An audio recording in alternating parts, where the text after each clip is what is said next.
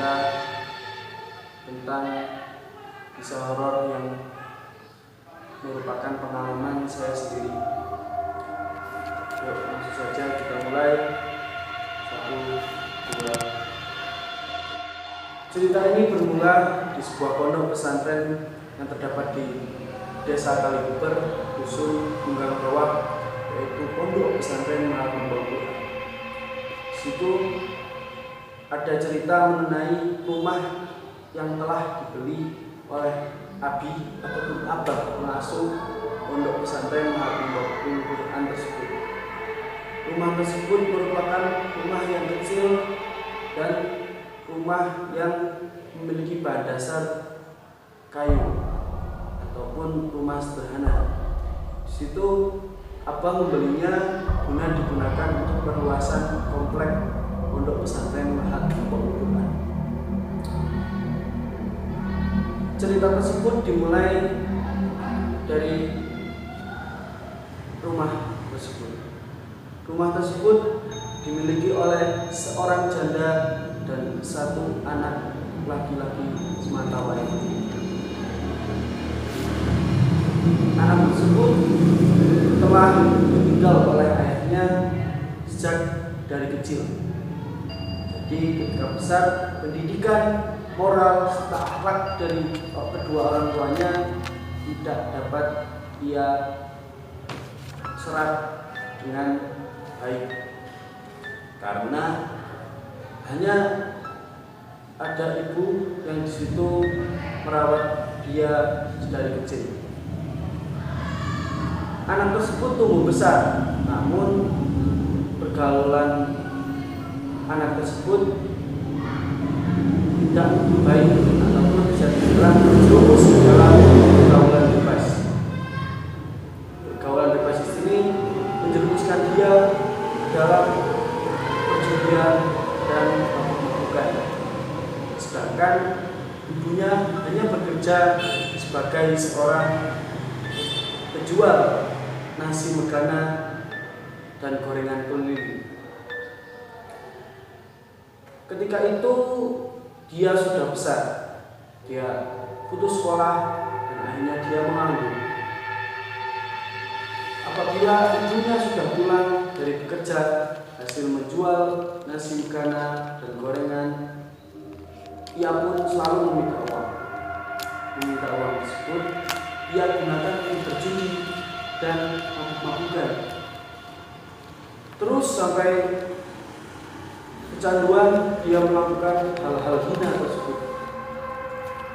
Suatu hari dia pun kembali ke rumah, namun apa daya ibunya sakit dan tidak bisa berjualan keliling di daerah Tunggang Bawah. Ibu tersebut tidak mendapat pemasukan karena ia tidak bisa bekerja dan berkeliling menjual nasi megana dan gorengan seperti biasa. Akhirnya barang-barang itu pun dijual, kemudian uang hasil jualan tersebut ia ambil, ia gunakan untuk berjudi, untuk mabuk-mabukan, dan untuk hal-hal maksiat lain yang itu tidak bisa saya sebutkan. Setelah pulang dari perjudian dan setelah pulang dari mabuk-mabukan, ia pun pulang ke rumah. Tanpa sadar dia melihat ada bendera kuning yang terdapat di depan pintu rumahnya. Ia pun tidak berheran dan malah biasa saja, seperti tidak ada apa-apa dan tidak merasa ditinggalkan tidak merasa ditinggal ibu karena ibunya ternyata meninggal. Ibunya pun meninggal dunia. Dia pulang dengan tanpa sesal, lalu dia mengambil uang hasil bela sungkawa kamu digunakan untuk berjudi. Nauzubillah min dzalik sekali. Berjudi, ia pun berjudi dengan sukaria, ia mabuk-mabukan. Akhirnya setelah uang tersebut habis, dia pun pulang. Dia pulang, dia bingung karena perabot-perabot yang di rumah sudah tidak ada untuk dijual lagi.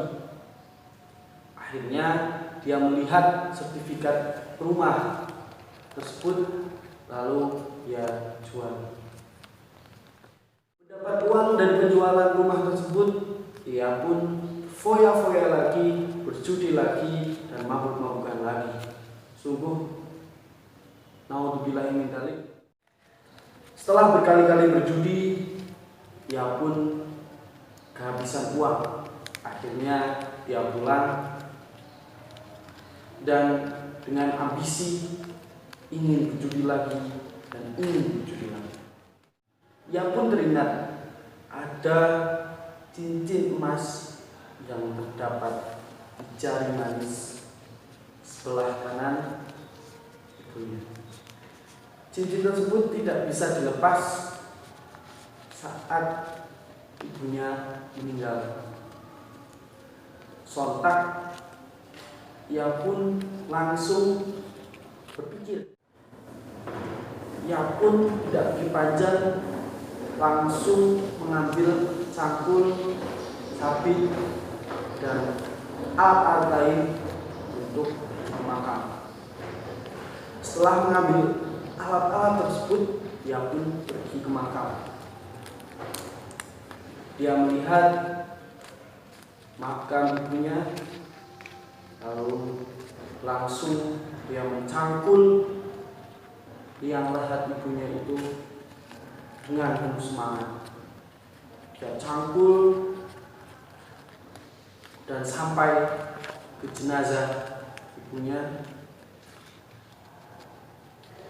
Naudzubillahi min dzalik. Dia pun langsung membuka kain kafan ibunya tersebut. Dia pun langsung membuka kain kafannya. Ia pun langsung mengambil tangan ibunya dan mencoba menarik cincin tersebut yang berada di jari manis tangan kanan. Karena cincin tersebut tidak bisa untuk diambil, untuk dilepas, akhirnya dia tidak berpikir panjang, mengambil sabit lalu dipotong jari manis ibunya tersebut untuk mengambil cincin. Sungguh naudzubillahi min dzalik, cerita tersebut belum sampai di sini, cincin emas itu pun diambil dia dan diletakkan di saku celananya. Akhirnya dia pun kembali menutup makam ibunya tersebut dan dia pergi. Dia pergi. Esok harinya dia menjual cincin tersebut. Dari hasil penjualan cincin tersebut, ia pun gunakan untuk kembali berjudi dan mabuk-mabukan. Berjudi berkali-kali, berjudi lagi, kalah, berjudi lagi, sampai akhirnya uang hasil penjualan cincin tersebut telah habis. Akhirnya dia pun pulang. Namun ketika pulang, dia bingung karena dia sudah tidak memiliki tempat tinggal dan orang tua. Kerabatnya pun sudah menolak dia dan sudah tidak menerima dia lagi. Di situ ia tersadar dan akhirnya pemuda tersebut menyesal. Ya Allah, kenapa kok saya begini? Saya jadi anak yang durhaka. Ayah saya sudah pergi dari sejak saya kecil. Namun kenapa ya Allah, saya durhaka kepada satu-satunya orang tua yang saya miliki dan sekarang sudah meninggal, yaitu ibu saya. Mengapa ya Allah? Akhirnya pun dia termenung dan menyesali perbuatannya. Akhirnya karena ia merasa sangat bersalah pada ibunya, ia pun pergi ke makam ibunya yang dimakamkan tidak jauh dari Masjid Asy-Syafi'iyah Gunung Bawah. Ia pun pergi ke sana sendiri. Pada malam-malam ia pun mengucapkan permintaan maaf pada di makam ibunya tersebut. Ia pun mengucapkan permohonan maaf yang sangat dalam dari lubuk hatinya. Ia pun menangis terseduh-seduh. Bu, maafin saya udah nggak pantas jadi seorang anak.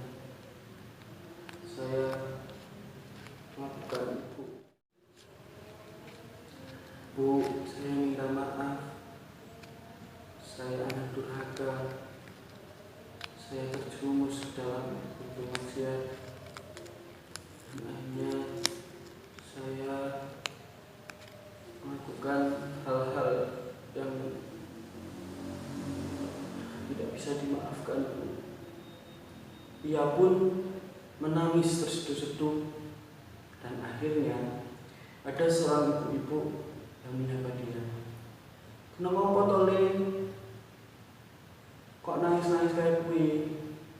Akhirnya pemuda tersebut menjawab, ngoten Bu, kula biyene kada ibu kados niki, kula malah durhaka, kula malah judi, kula malah mabuk-mabukan, kula malah. Pemuda tersebut pun menceritakan apa yang ia lakukan kepada ibunya. Lalu ibu tadi menjawab, oh kayak gue, oh seperti itu. Iya sama, ibu juga punya anak yang dulunya seperti kamu. Terus ibu tersebut cerita mengenai anaknya yang durhaka kepada dia. Setelah lama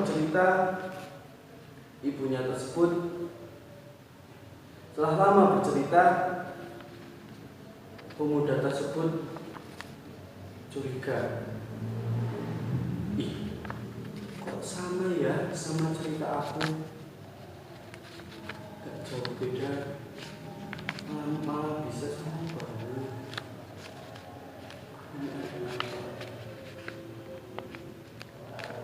Pemuda itu tersadar dan melihat tangan sebelah kanan ibu tersebut. Ternyata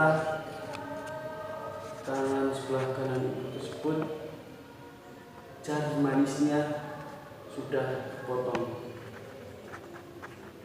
Dan selanjutnya, oke, jadi ini ada cerita fiktif belaka, sebuah nama tempat atau nama suatu. Oke, ini hanya cerita fiktif belaka, nama tempat, nama orang ataupun nama sebuah instansi. Itu hanya sebuah karangan. Jadi ini adalah cerita yang saya dapat saat saya di pesantren, dan ini hanya cerita fiksi dan tidak berdasarkan kisah nyata. Oke, terima kasih. Wassalamualaikum warahmatullahi wabarakatuh.